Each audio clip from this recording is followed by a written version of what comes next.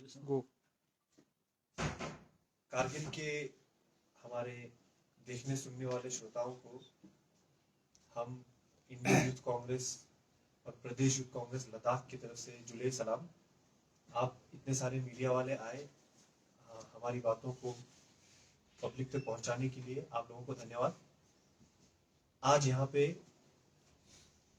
प्रदेश youth Congress Ladakh ने meeting किया, लेह और कारगिल के सारे मेंबरान एक साथ बैठ के, और यहाँ पे जितने भी हमारे मुद्दे आज लद्दाख में, लेह कारगिल में अलग कोई मुद्दे नहीं है, सारे हमारे एक तरह के मसले हम झेल रहे हैं रोजमर्रा की जिंदगी में, उसके ऊपर हम लोगों ने डिटेल में मीटिंग किया।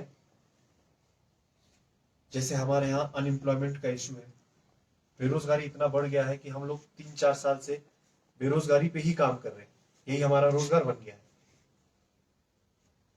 इसी तरह किस तरह हमारे यहाँ पे हम लोगों को बांट के, हम लोगों को एक दूसरे से दूर रख के राजनीति करने की कुछ लोगों की कोशिश है। किस तरह हमारे यहाँ पे एपेक्स और केडीए उसके खिलाफ एक होके लड़ रही है। सारे हमारे जितने एक दूसरे के साथ शिकवा गिला थे वो सब खत्म करके एक साथ मिल के लद्दाख को बचाने के लिए एक साथ बैठ के हमारे जो 4 मुद्दे हैं उसके लिए, जिसमें कांग्रेस पार्टी का पूरा सपोर्ट है, वही चीज जैसे एपेक्स केडीए कर रहे हैं उस पर कैसे हम कांग्रेस के यूथ मिल के लद्दाख की इन मसलों को घर घर पहुंचा सकते हैं, कैसे ऊपर सरकार तक पहुंचा सकते हैं, उसके ऊपर हमारी मीटिंग हुई। और देख के बहुत अच्छा लगा कि कारगिल में भी उतना ही जोश है हमारे जवानों में जितना लेह में है, बल्कि कारगिल में ज्यादा हमें नजर आ रहा है।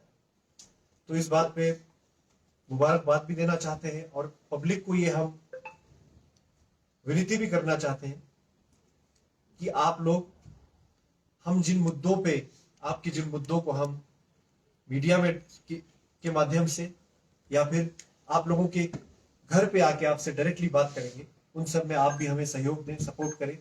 और इसी तरह हम लेह और कारगिल को एक साथ रख के लद्दाख को और लद्दाखियत को, लद्दाख स्पा का जो एहसास है उसको आगे रख के हम लद्दाख को आज के जो बहुत बड़े मुद्दे हैं उससे बचाने का हम मिलके काम करें।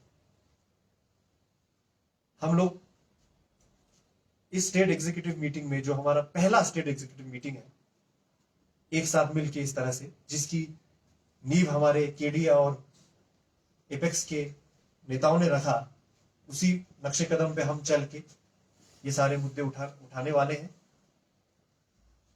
इस स्टेट एग्जीक्यूटिव में हमारा एक बहुत बड़ा, एक बहुत हमारा महत्वपूर्ण एक टॉपिक ये भी था कि हम कैसे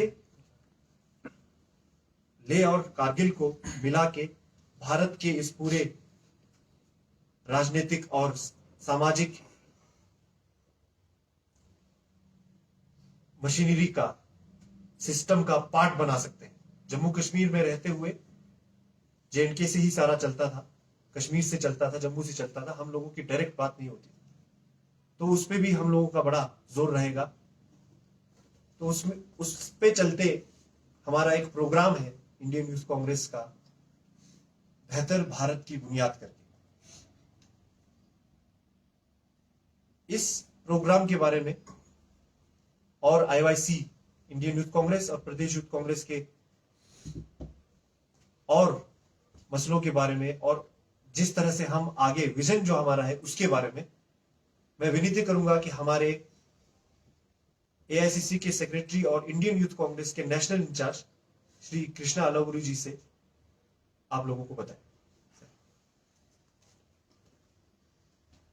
सभी को जुले सलाम, आने के लिए धन्यवाद। आज कारगिल में भारतीय युवा कांग्रेस का लद्दाख प्रदेश कांग्रेस कमेटी का स्टेट एग्जीक्यूटिव मीटिंग हुआ। इसमें कारगिल के और लेह लद्दाख के सारी टीम यहाँ पे आई थी। हमने चर्चा किया कि आने वाले दिनों में यूथ कांग्रेस की क्या रूपरेखा रहेगी, क्या प्लान रहेगा। ये निर्णय हुआ कि आने वाले दिनों में कारगिल के काउंसिल इलेक्शंस को प्रायोरिटाइज किया जाएगा और कारगिल के कांग्रेस पार्टी के नेतृत्व, लद्दाख के कांग्रेस पार्टी के नेतृत्व जो भी रणनीति तय करती है उसमें यूथ कांग्रेस पूरी दम से चुनाव में मदद करेगा। ये निकल के आया कि कारगिल, लेह, लद्दाख के युवाओं को सबसे ज्यादा परेशानी बेरोजगारी से हो रही है, नौकरियां नहीं है। जो वादे किए जाते हैं नौकरियों को लेके, भर्तियों को लेके, वो पूरा नहीं किया जा रहा है। इसके लिए बहुत सारे कारण हैं, लेकिन जो जड़ है वो जो भारतीय जनता पार्टी की गलत नीति, गलत सोच, वो जड़ है। 2014 में, 2019 में मोदी जी ने 2 करोड़ नौकरियां की बात की। आज हमें लग रहा है कि हिंदुस्तान में सिर्फ 2 लोगों को नौकरियां मिली हैं, एक मोदी जी को और एक अमित शाह जी को। बाकी सारे लोग बेरोजगार हैं, उनके पार्टी में भी और बाहर। कारगिल, लेह, लद्दाख के रेजिडेंसी सर्टिफिकेट का मसला आप सब से छुपा हुआ नहीं है। आज तक अगर इस मसले का हल नहीं निकाला गया है, इसका एक ही मतलब है कि ये प्रशासन लद्दाख के लोगों का, कारगिल के युवाओं का, लेह के युवाओं के बारे में चिंता नहीं करती, केयर नहीं करती। ऐसे मुद्दों को निकालकर आगे ले जाकर कांग्रेस पार्टी ने पहले भी युवाओं को, गरीबों को, मिडिल क्लास के लोगों को पहले भी न्याय दिया है, आगे भी न्याय देगा। तो एक बड़ा मुद्दा ये था। आगे यूथ कांग्रेस की प्लानिंग कैसे रहेगी ऑर्गेनाइजेशनल लेवल पर और इलेक्शन के लेवल पर, इस पर भी चर्चा हुई और कुछ फैसले हुए और उस प्लान की इम्प्लीमेंटेशन को रेगुलर टाइम पर रिव्यू किया जाएगा। सारे देश में यूथ कांग्रेस आने वाले दिनों में बेहतर भारत की बुनियाद कार्यक्रम करने वाली है। उस कार्यक्रम का भी लॉन्चिंग आज होगा। तो इन सारी चीजों के साथ आज ये मीटिंग अच्छी मीटिंग रही, कारगिल में पहली बार रही। तो मुझे विश्वास है कि कारगिल की टीम, लेह की टीम, लद्दाख की टीम आने वाले दिनों में बहुत अच्छा काम करके कांग्रेस पार्टी का, कारगिल, लेह और लद्दाख के जनता का भविष्य मजबूत करने में पूरा योगदान देगा। सर जिस तरह से आपने कहा कि एलएचडीसी करगिल जो काउंसिल इलेक्शन है उसको प्रायोरिटाइज किया जाएगा, करगिल में कांग्रेस पे लोग कैसे और क्यों भरोसा करें? क्योंकि पिछले 5 साल में करगिल के जो कांग्रेस हैं, खासकर जो सीनियर लीडर्स हैं, उनकी तरफ से करगिल के इश्यूज को लेके एक भी प्रेस कॉन्फ्रेंस या इंटरव्यू देखने को नहीं मिला है। कारगिल के लोगों को कांग्रेस पार्टी पे भरोसा इसलिए करना चाहिए क्योंकि नरेंद्र मोदी और बीजेपी की तरह हम खोखले वादे नहीं करते हैं, फालतू भाषण नहीं करते हैं, हमेशा मुंह खुला नहीं रखते। कांग्रेस पार्टी के नेता, कांग्रेस पार्टी की परंपरा ये रही है कि जब भी हम सरकार में आते हैं हमारी कोशिश रहती है कि हम कारगिल हो या लेह हो या लद्दाख हो या भारत का कोई भी इलाका, वहां पे जो वायदे करते हैं वो हम पूरा करते हैं। उदाहरण के लिए कर्नाटक में कांग्रेस पार्टी ने कहा कि हम चुनाव जीतते हैं तो ये 5 गारंटियां हैं जो हम लागू करेंगे। सरकार बनते ही कैबिनेट की बैठक हुई और ये निर्णय पास किए गए कि जो 5 गारंटी कांग्रेस पार्टी ने जनता से वादे किए वो लागू किए जाए। तो कांग्रेस पार्टी की परंपरा बोलने में कम है और करने में ज्यादा है, इसीलिए कारगिल की जनता को हम पे विश्वास है और रहेगा। सर, अपोजिशन का रोल कहीं नजर नहीं आया सर कारगिल में। अगर हमारे यहाँ पे बीजेपी के से इलेक्ट हुए लद्दाख के एमपी साहब आके आप लोगों के मुंह पे आकर झूठ बोल के जाते हैं, तो फिर अगर उनके खिलाफ जो निकले हैं उनका सपोर्ट नहीं करेंगे तो आप किनका सपोर्ट करेंगे?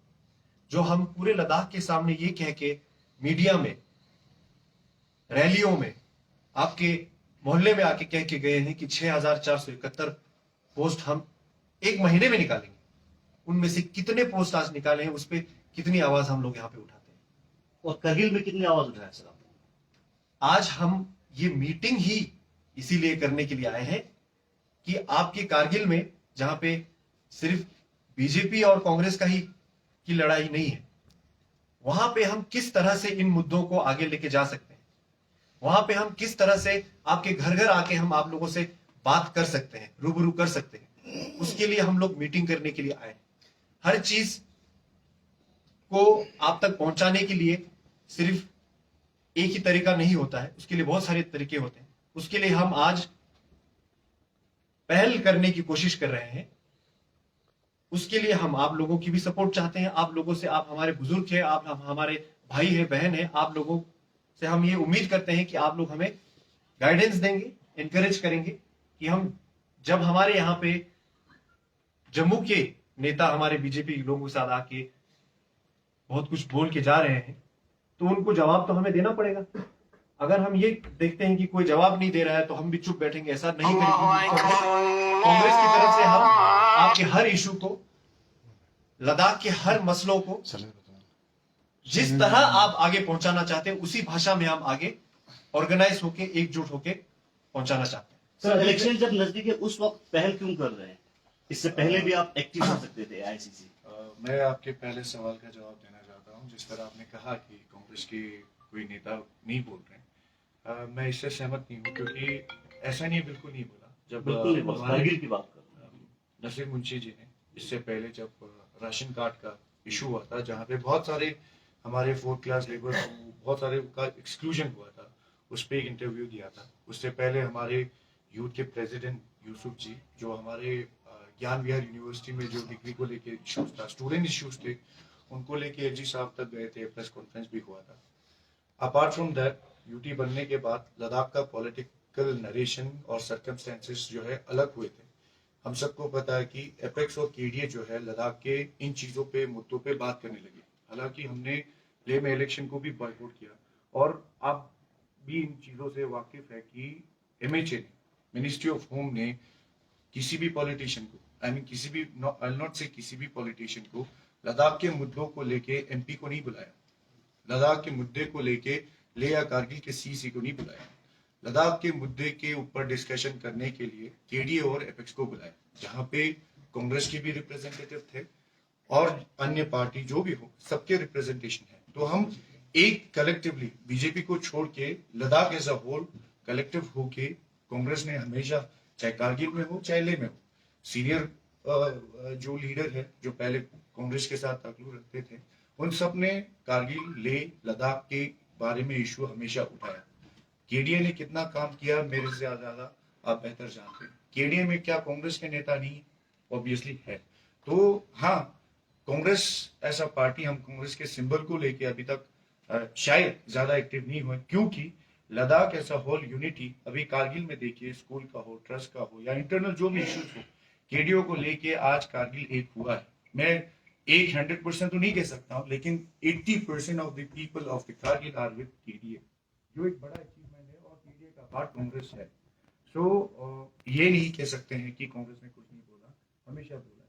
लेह में भी देखिए, हर एक इशू पे कांग्रेस के काउंसिलर बोलते, और बड़े इशूज पे हम एपेक्स के साथ सपोर्ट करते। दूसरी बात, इलेक्शन के बारे में आपको इलेक्शन से ही पहले, इलेक्शन ही वही एक रीजन है जहाँ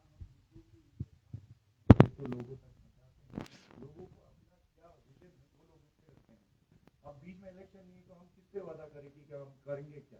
और इससे पहले भी हमने मीटिंग्स की, बात की, कारगिल में नहीं की, लेह में की। ऐसे यूसुफ हमारे भारत जोड़ो यात्रा के लॉन्च में आए थे, उससे पहले कारगिल के हमारे यूथ एग्जीक्यूटिव लेह में आए, मेरे ऑफिस में हमने बात की। सो ये सिलसिला होता रहा। लेकिन पहली बार कृष्णा अगरवाल जी जो हमारे नेशनल यूथ इंचार्ज है, वो पहली बार कारगिल विजिट थे। और अभी कल हमने 30-40 यूथ के साथ मीटिंग की, आज तकरीबन 20-30 लोगों के साथ हम इंटरेक्शन कर रहे हैं। सो जो मेहनत हमने पिछले 1-1.5 साल में की, जो मीडिया में नहीं आया, उनके रूबरू उनसे इंटरेक्शन करने के लिए हमारे लद्दाख के इंचार्ज और नेशनल इंचार्ज जो है कारगिल में आए हैं। Thank you very much. Sir, अभी तक यूथ्स को लेके बात हो रहे थे, अनएम्प्लॉयड को लेके बात हो रहे थे, इश्यूज जितने भी खत्े लद्दाख में, चाहे डिस्ट्रिक्ट करगिल होले में आप बात कर रहे थे। अब 2 महत्वपूर्ण इलेक्शन काफ़ी नज़दीक है सर आपका। एक सबसे इम्पोर्टेंट लद्दाख में जो है एलएचडीसी इलेक्शंस को माना जाता है, उसके बाद तो आपका लोकसभा इलेक्शंस होंगे। तो क्या क्या स्ट्रैटेजीज आने वाले दिनों में इलेक्शन को लेके कांग्रेस कमेटी के होंगे? और दूसरी तरफ अगर हम देखा जाए तो बीजेपी हमेशा इनको यही नारा रहा है कि कांग्रेस मुक्त भारत। जिस तरह आपने कहा कांग्रेस मुक्त भारत बीजेपी चाहते हैं, हकीकत यह हो गया कि साउथ इंडिया से बीजेपी मुक्त साउथ इंडिया हो चुका है और उम्मीद करते हैं जल्दी नॉर्थ से भी गायब हो जाएंगे। काउंसिल के इलेक्शन महत्वपूर्ण है, अनएम्प्लॉयमेंट स्ट्रेटेजीज है जो अभी तो हम रिवील नहीं करेंगे, बट एक चीज है जिसपे आप सबको सोचना पड़ेगा। ले एक ऐसा जगह है जहां पे 2 गवर्नमेंट है, ले में बीजेपी है, कारगिल में एनसी है। दोनों गवर्नमेंट, एनसी ऐसा ऑपोजिशन भी लद्दाख में देखा जा सकते हैं, लेकिन काउंसिल के पास जो जो पावर थे वो खत्म हो गए। District service selection board deform पड़ा हुआ है जब से यूटी मिला, नॉन लैप्सेबल अकाउंट खत्म किया गया दोनों में, दोनों काउंसिल। सो इन चीजों पे अब कौन मुद्दा उठाएगा? बीइंग एन ऑपोजिशन हमने हमेशा ले के लिए नहीं, कारगिल के लिए नहीं, लद्दाख को ध्यान में रखे हमेशा इन चीजों पे सवाल उठाए हैं, ऑब्जेक्शन किए। बट जो गवर्नमेंट में है दोनों, इन चीजों पे सवाल नहीं हो सकता। सो थोड़ा सा मैं जोड़ना चाहूंगा, बीजेपी का सोच कांग्रेस मुक्त भारत हो सकता है, हमें उसमें कोई दिलचस्पी नहीं। हमारी सोच क्या है? हमारी सोच है कि बेरोजगारी मुक्त भारत, महंगाई मुक्त भारत, नफरत मुक्त भारत। हम मुद्दों से मुक्ति चाहते हैं। हमें कोई दिक्कत नहीं है कोई पॉलिटिकल पार्टी है, रहने दें। अगर बीजेपी मुद्दों से मुक्त करने की बात करती थी तो आज बीजेपी कर्नाटका नहीं हारती, हिमाचल नहीं हारती, और धीरे धीरे भारत का नक्शा, पॉलिटिकल नक्शा बदलने को। कांग्रेस की सोच ये है कि जो मुद्दे जनता को परेशान कर रहे हैं उनसे मुक्ति कैसे दिलाएं, उस पर ध्यान दें। सर, कृष्णा जी का सर, अभी आपने कहा कि कांग्रेस खोखले वादे नहीं करते। अगर करगिल की बात करें तो इससे पहले कांग्रेस की हुकूमत था, उस दौर में जोजिला और एयरपोर्ट का मसला भी था, अभी भी है। तो इसको लेकर आपने कोई स्ट्रेटेजी बना के ग्राउंड पे तो कोई काम किया है? तो कैसे बोल सकते कि कांग्रेस खोखले वादे नहीं करती? मैं ये कह रहा हूं कि कांग्रेस जो वादे करती है वो निभाने की कोशिश करती है। मैंने आपको कई उदाहरण दिए जहां हमने वादे किए और वक्त पे निभाने की कोशिश भी की। कहीं कहीं पे हो सकता है कि जो वादे हमने किए हैं वो पूरी तरह सफल ना हो। इसका मतलब ये नहीं है कि हम जो वादे करते हैं वो बिना सोचे समझे करते हैं और उसको हम निभाते नहीं। आप हिमाचल की सरकार लीजिए, आप राजस्थान की सरकार लीजिए, आप कर्नाटक की सरकार लीजिए, छत्तीसगढ़ की सरकार लीजिए, जो वादे हमने किए हैं हमने बहुत सारी पूरी की। छत्तीसगढ़ आज देश में सबसे कम बेरोजगारी छत्तीसगढ़ में, वहाँ कांग्रेस की सरकार। जो हेल्थ प्लान की बात करते हैं, अगर राजस्थान में आप अशोक गहलोत जी के नेतृत्व में जो हेल्थ प्लान इम्प्लीमेंट किया गया है उसको देश के किसी भी प्रदेश के हेल्थ फैसिलिटी से आप कंपेयर करेंगे तो आपको मिलेगा कि वो सबसे ज्यादा पॉपुलर और लोगों को हेल्पफुल हेल्थ स्कीम होती है। कांग्रेस जहां जहां कोशिश करती है काम करने की, जैसे आज कर्नाटका में हमने बोला कि हम अन्न भाग्य स्कीम गरीबों के लिए लेके आए, वो स्कीम लेके आए तो नरेंद्र मोदी जी ने क्या किया, उन्होंने कहा कि अब एफसीआई सरकारों को अनाज नहीं बेचेगी। कोशिश हम पूरा कर रहे हैं, फिर भी वो वादा पूरा किया जा रहा है। अगर कहीं कमियां रही होंगी तो कमियां हमेशा रहती हैं, हम पूरा करके दिखाएंगे। लेकिन इस बात में कोई दो राय नहीं है कि कांग्रेस ने वादे जो किए हैं ज्यादा से ज्यादा पूरा किए। पिछले दिनों में आपने एक वीडियो देखा होगा, एक वंदे भारत ट्रेन है जिसको एक पुरानी इलेक्ट्रिक इंजन खींच के लेके जा रही है। प्रधानमंत्री जी वंदे भारत ट्रेन की फीता काटते हुए थकते नहीं। और जनता जानती है कि कहीं पानी वंदे भारत के अंदर आ रहा है और कहीं वंदे भारत का इंजन वही इंजन है जो 70 साल के कांग्रेस हुकूमत में किया गया। तो बीजेपी सरकार वो वंदे भारत ट्रेन की तरह है जो आज भी कांग्रेस के किए हुए काम पे अपना गाड़ी आगे खींच के लेके जा रही है। कृष्णा जी, अभी 10 से 12 को जुलाई बेहतर भारत की बुनियाद का आप आगाज कर रहे हैं, तो वहाँ आपके क्या एजेंडास रहेंगे, किन किन मुद्दों पे आप लोग कुछ बात करने वाले हैं? जी, बेहतर भारत की बुनियाद इंडियन यूथ कांग्रेस का नेशनल कन्वेंशन है। मतलब देश भर से यूथ कांग्रेस के कार्यकर्ता और ऑफिस बेरर्स बेंगलुरु में पहुंचेंगे। हमारी ये एक तरीके से 2024 के लिए लॉन्च है, जो इलेक्शन हम प्लानिंग कर रहे हैं, जो भी स्ट्रैटेजीज हम कर रहे हैं। हमारी सोच इसमें बहुत सिंपल है कि अच्छे दिन के वादा करते करते पिछले 9 सालों में बुरे दिन देखने को मिल रहे हैं। गैस सिलेंडर 1000 पार हो गया, पेट्रोल 100 पार हो गया है, बेरोजगारी रिकॉर्ड लेवल पे छू रही है, चाइना लद्दाख में घुस गया है, कब्जा करके बैठा हुआ है। तो हमें लगता है कि अभी भारतीय युवाओं से उनकी क्या एस्पिरेशंस हैं, उनका इंडिया के लिए क्या विजन है, वो समझकर उस पे एक बेहतर भारत का एजेंडा निकाल के उसको हम 2024 के लिए इंडिया के यूथ के सामने पेश करना चाहते हैं। सर, जो भारत जोड़ो यात्रा हुआ था सर, उसमें लद्दाख को इग्नोर किया गया, क्योंकि सर लद्दाख जो है एक बहुत इंपॉर्टेंट पार्ट है हिंदुस्तान का। उसके बावजूद भी सर राहुल गांधी जी सिर्फ कश्मीर तक आए सर, तो इस पे आप लोगों का क्या कहना है? देखिए, भारत जोड़ो यात्रा की भावना आप समझिए कि कन्याकुमारी से सदर्न मोस्ट पार्ट से नॉर्दर्न मोस्ट पार्ट तक चल के आए और उसका संदेश बहुत क्लियर कि बीजेपी भारत को डिवाइड एंड रूल करना चाहती है और कांग्रेस इंडिया को यूनाइट एंड रूल करना चाहती है। बहुत सारे ऐसे स्टेट्स थे जिसमें यात्रा जा नहीं। नॉर्थ ईस्ट के स्टेट्स ले लो, बंगाल के ले लो, बिहार ले लो, उड़ीसा ले लो, छत्तीसगढ़ ले लो, गुजरात ले लो, मगर हर जगह कांग्रेस पार्टी ने लोकल यूनिट्स के द्वारा यात्रा करके एक्टिविटीज करके भारत जोड़ो यात्रा का संदेश पहुंचाया। नंबर 2, भारत जोड़ो यात्रा शुरू हुई है, लेकिन वो जो प्रयास है वो जारी है, वो खत्म नहीं हुआ। आने वाले दिनों में कांग्रेस पार्टी भारत जोड़ो यात्रा के अलग अलग एक्टिविटीज अलग अलग स्टेट्स में जारी रखेगी, क्योंकि हमारा क्लियर मानना है कि भारत को आगे ले जाने के लिए एक ही नारा है, भारत जोड़ो। सर, क्या आने वाले एलएजीसी करगिल के इलेक्शन में एआईसीसी नेशनल कॉन्फ्रेंस के साथ कोलिशन कर सकता है? कारगिल में काउंसिल में क्या रणनीति होगी वो कारगिल की सीनियर कांग्रेस की लीडरशिप, लद्दाख की सीनियर कांग्रेस की लीडरशिप एआईसी से मिलजुल कर तय करेंगे।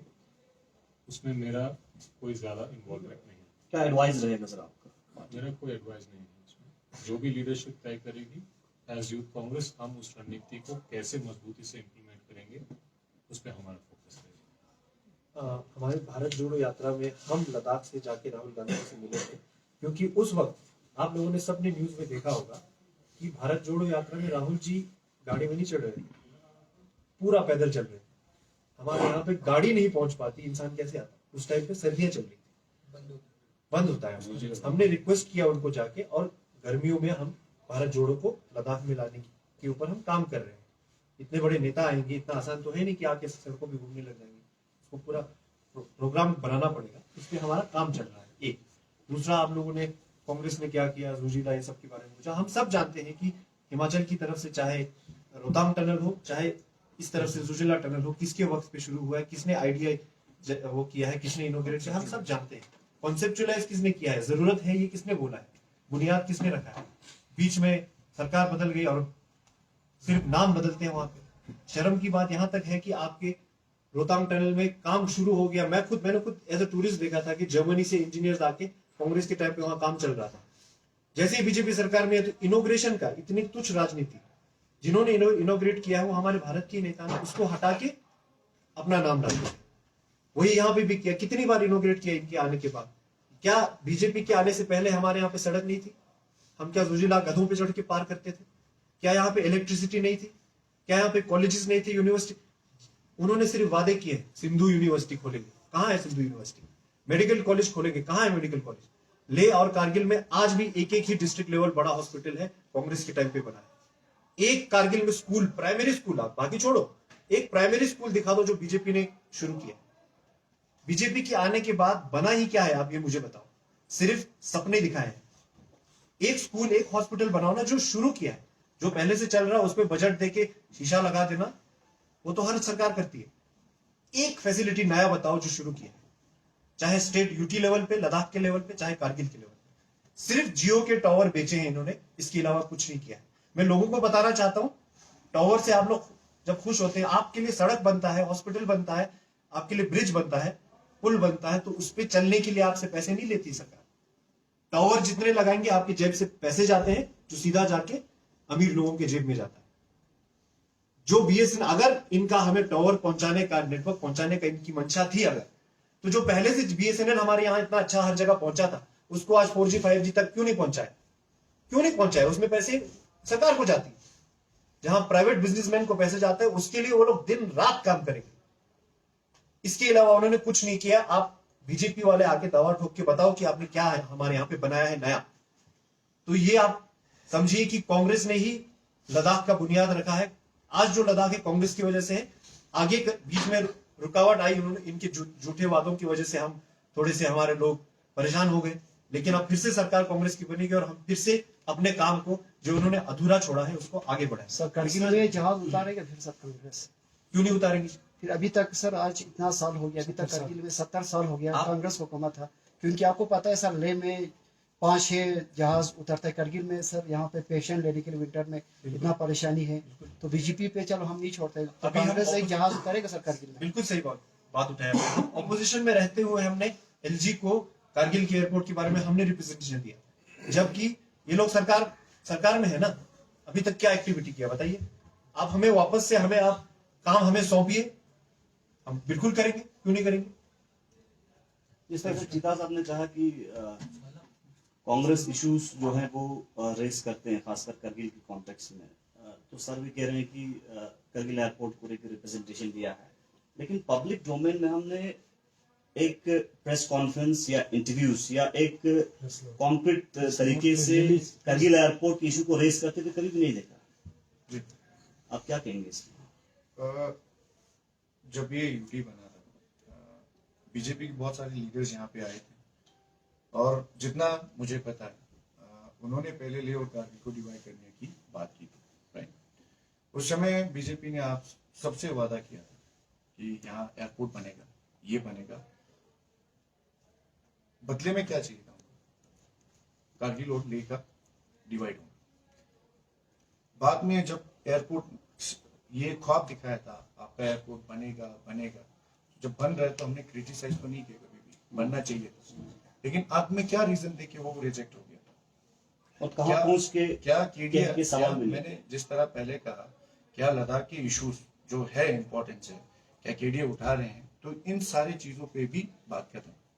सो मैं आवाम से ही कहना चाहता हूँ, मुद्दा जो भी है आज लद्दाख में, जो भी मुद्दे हैं, उसको पूरा करने का एक अल्टरनेटिव पॉसिबिलिटी सबसे बड़ा किसी पार्टी में है, वो कांग्रेस है और हमेशा रहेगा।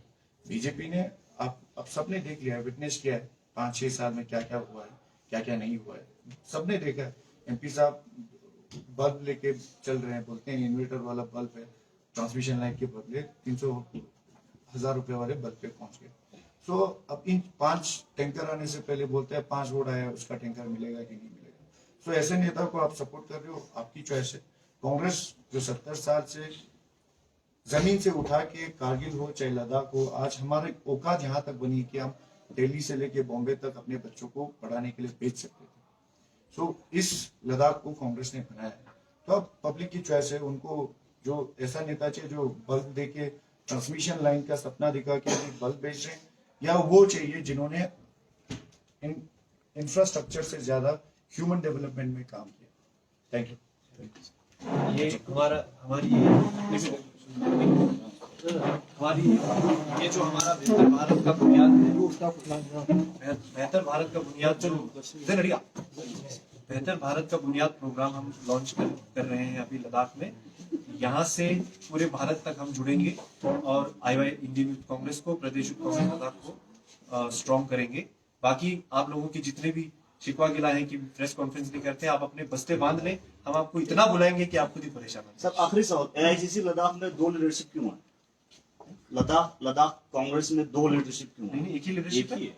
जोरा साहब करबलाई है, जोरा साहब प्रेसिडेंट करबलाई है। जोरा साहब नहीं, आपको ऑर्गेनाइजेशन स्ट्रक्चर का एक सिस्टम होता है ना। जोरा साहब प्रेसिडेंट है, करबलाई साहब वर्किंग प्रेसिडेंट है, फिर हमारे जनरल सेक्रेटरी हैं, फिर वाइस प्रेसिडेंट है, ऐसे करके ऑर्गेनाइजेशन होता है। Thank you. Thank you.